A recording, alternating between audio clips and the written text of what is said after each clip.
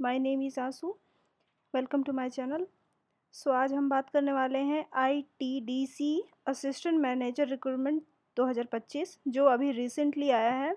इसके बारे में पूरी डिटेल हम कवर करेंगे कि एज क्राइटेरिया क्या है, क्या क्वालिफ़िकेशंस है, क्या आप कैसे इसको अप्लाई कर सकते हैं, सिलेक्शन प्रोसेस क्या है और इसका ये सबसे इम्पोर्टेंट कि लास्ट डेट क्या है जिससे आप समय रहते अप्लाई कर सकें। सो ये एक हमारा पर्सनल वेबसाइट है जिस पे आप आके इस पोस्ट को अप्लाई कर सकते हैं। तो चलिए बात करते हैं आईटीडीसी असिस्टेंट मैनेजर रिक्रूटमेंट 2025 के बारे में पूरी डिटेल में। ये एक नई अपॉर्चुनिटी मिली है आपको जो India tourism development corporation limited से आई है। ठीक है, आप इसमें अप्लाई कर सकते हैं और इसका सबसे इम्पॉर्टेंट पार्ट है कि इसका इम्पॉर्टेंट डेट क्या है। तो ये 9 अप्रैल से शुरू हुआ है और सुबह 11 बजे से शुरू हुआ है और 30 अप्रैल 2025 तक रात को 12 बजे से पहले आपको अप्लाई कर लेना होगा। इसका जो एप्लीकेशन फ़ीस है वो यूआर और ईडब्ल्यूएस और ओबीसी के लिए 500 रखी गई है और एससी, एसटी और पीडब्ल्यूडी के लिए कोई फ़ीस नहीं है। 0 पे आप अप्लाई कर सकते हैं। ठीक है, आप इसके थ्रू नंबर ऑफ़ वैकेंसीज़ देख सकते हैं, बहुत सारी पोस्ट पे एप्लीकेशन आया हुआ है। ठीक है, आप को नोटिफिकेशन दे का लिंक मैं लास्ट में दे दूँगी, तो आप वहाँ से जाके कितनी वैकेंसी है, क्या पोस्ट है, आप भी डिटेल में देख सकते हैं। अब आगे बात करते हैं एज क्राइटेरिया की। तो इसमें जो एज है वो मिनिमम आपको 18 साल से 21 साल के बीच से शुरू होके लास्ट 30 साल से 45 साल की उम्र तक के सभी लोग अप्लाई कर सकते हैं। ठीक है, और इसमें एज रिलैक्सेशन भी आपको दिया जा रहा है जिसमें आपको ओबीसी के लिए 5 इयर्स और एससी एसटी के लिए 3 इयर्स एज रिलैक्सेशन आपको दिया गया है। ठीक है, और पीडब्ल्यूडी कैटेगरी के लिए 10 इयर्स का एज रिलैक्सेशन आपको दिया गया है।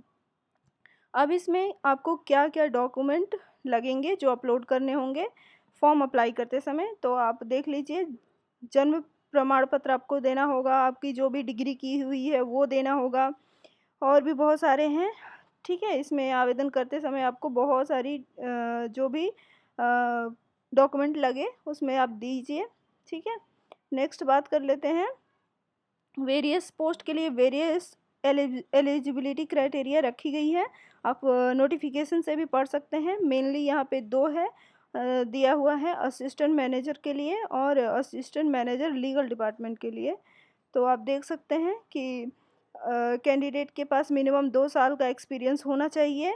ठीक है, और साथ ही साथ बोला गया है कि 2 साल का एक्सपीरियंस लिया हो तथा 2 साल का एक्सपीरियंस उसने जहाँ से भी लिया भी जिस भी ऑर्गेनाइजेशन से लिया है वहाँ पर उसका मिनिमम सीटीसी 5 लाख से कम नहीं होना चाहिए। तभी कैंडिडेट असिस्टेंट मैनेजर एचआर के लिए पोजीशन के लिए अप्लाई कर सकते हैं। ठीक है, और assistant legal manager assistant manager legal department के लिए आप देख सकते हैं कि यहाँ पे जो आपकी क्वालिफ़िकेशंस है उसमें भी आपको बोला गया है रिकॉग्नाइज़ यूनिवर्सिटी के साथ-साथ कैंडिडेट ने अपनी लॉ में 60% में 60% से ज़्यादा आपका स्कोर होना चाहिए। और इसमें भी कहा गया है कि आप एक्सपीरियंस के रिगार्डिंग उन्होंने बोला है कि कैंडिडेट को एडवोकेट के तौर पे 2 साल कंप्लीट होने चाहिए। ठीक है, नेक्स्ट बात कर लेते हैं सैलरी की। तो सैलरी आपका 40,000 से लेके 1,40,000 के बीच में रहने वाली है। ठीक है, और सिलेक्शन प्रोसेस इसका आप कैंडिडेट को डायरेक्टली इंटरव्यू के लिए बुलाया जाएगा। ठीक है, इसमें कोई भी रिटर्न नहीं कराया जा रहा है, डायरेक्टली आपको इंटरव्यू के लिए बुलाया जाएगा और एप्लीकेशन फॉर्म के बेसिस पे आपको शॉर्टलिस्ट किया जाएगा। कैंडिडेट को शॉर्टलिस्ट किए जाने के बाद उसको ईमेल के द्वारा या तो एसएमएस के द्वारा आपको कम्युनिकेट किया जाएगा। ठीक है, फिर कैंडिडेट को कौन सी डेट पे, कौन से टाइम पे, कौन से वेन्यू पे पहुंचना है वो सब आपको मेल के द्वारा या तो मैसेज के द्वारा आपके फ़ोन पे चला जाएगा। तो आप फ़ोन नंबर वगैरह ईमेल आईडी अच्छे से फिल कीजिएगा। ठीक है, तो अब बात कर लेते हैं हाउ टू अप्लाई, कि आपको अप्लाई कैसे करना है। तो आपको नीचे डिस्क्रिप्शन में आपको लिंक दे दिया जाएगा, वहाँ से भी आप जाके अप्लाई कर सकते हैं, या तो examcheck.com पे भी जाके आप अप्लाई कर सकते हैं। ठीक है, डायरेक्टली आपको ये पोस्ट मिल जाएगा, आप नीचे जाएंगे और आपको इम्पोर्टेंट लिंक्स के थ्रू आप अप्लाई कर सकते हैं।